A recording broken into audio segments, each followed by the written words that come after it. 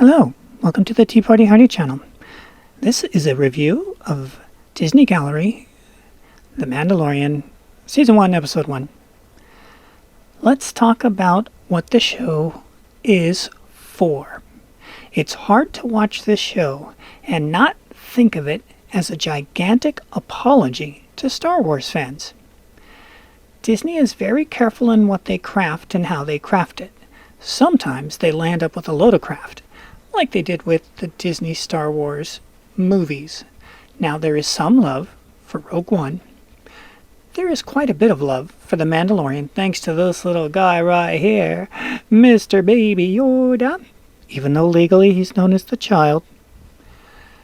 Hey, okay, but when you get into the trilogy, oh wow. So, let's talk about this behind the scenes.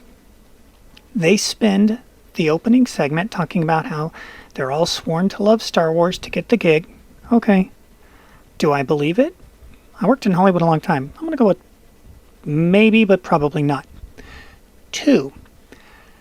One of the other things you notice is that it has the Disney look from the modern era where everybody at the table is a different race and different genders. One would hope in this particular case that that's an accident of picking the best. And after watching the show and watching the interviews, there's a pretty good chance that actually happened. And the beauty of it is, that actually is what happens in America when you pick the best. When you pick the best in America, you most often land up with a wide variety of people who look different and talk different. But when you put that priority above whoever does it the best, nope, then you get somebody that fills those slots. And boy, does Disney Star Wars know all about filling those slots with those check marks. Back to the show. So, you've got them swearing allegiance to Star Wars at the beginning. That seems like an apology, considering when you watch The Last Jedi, there's no love for Star Wars, not at all. Look what they did to Luke Skywalker. So that's the very first thing you see. And so it's like, okay, so let's just start with the apology. Then after that, they start talking about Dave Filoni does his spiel on how he met George. George. Keep saying George. I'm like, wow, George Washington? No, probably not. And so here's, again, thinking of it from the point of view of this is Disney crafting an apology to try and win back the fans so they can try and win some bucks, because boy, are they going to need them now that the cootie has shut everything down. So, you have Filoni telling all of his George origin stories and how he met George, and a couple of the others do a George origin story as well.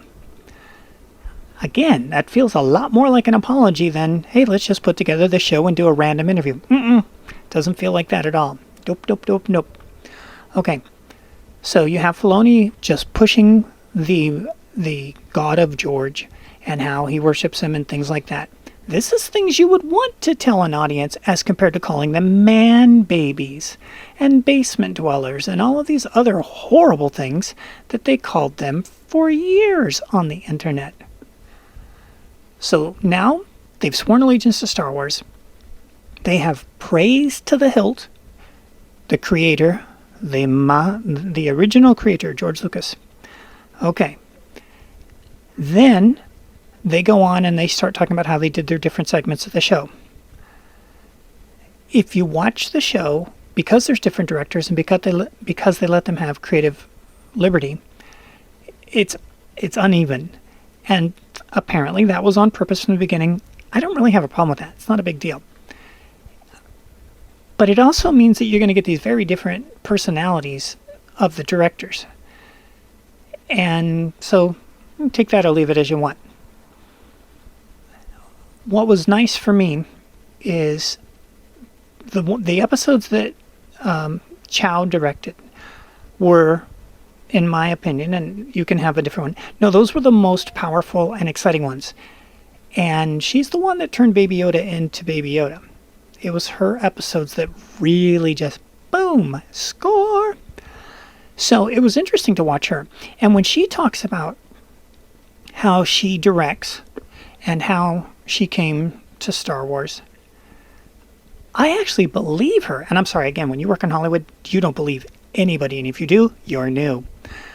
But I say that I believe her because the quality of the work that she created really matches. She put her money where her mouth is. She really did do it. And I'm like, she might actually be telling the truth.